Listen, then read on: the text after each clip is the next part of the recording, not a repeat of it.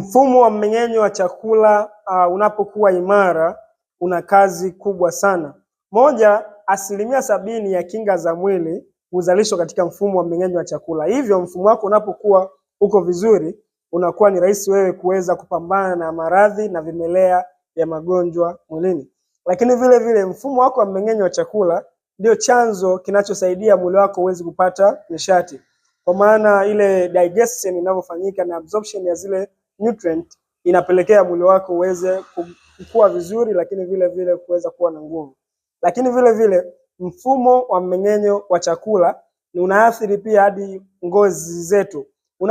Unapokuwa na changamoto za ngozi kama vile kupata miwasho ama chunusi sugu, inaweza ikawa ni sababu ya mfumo wako wa mmeng'enyo wa chakula kutokuwa vizuri. Lakini vile unavyoona unapata harufu mbaya kinywani, inaweza ikawa ni changamoto ama kasoro kwenye mfumo wako wa mmeng'enyo wa chakula.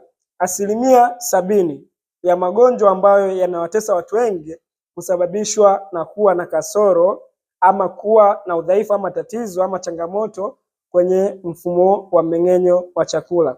Hivyo ukiweza kufiksi mfumo wako wa mmeng'enyo wa chakula, kuboresha na kuimarisha mfumo wako wa mmeng'enyo wa chakula, utaweza kusolve 1% kubwa sana ya magonjwa na utaweza kuepukana na magonjwa mbalimbali. Kumbuka, afya yako ndio uhai wako.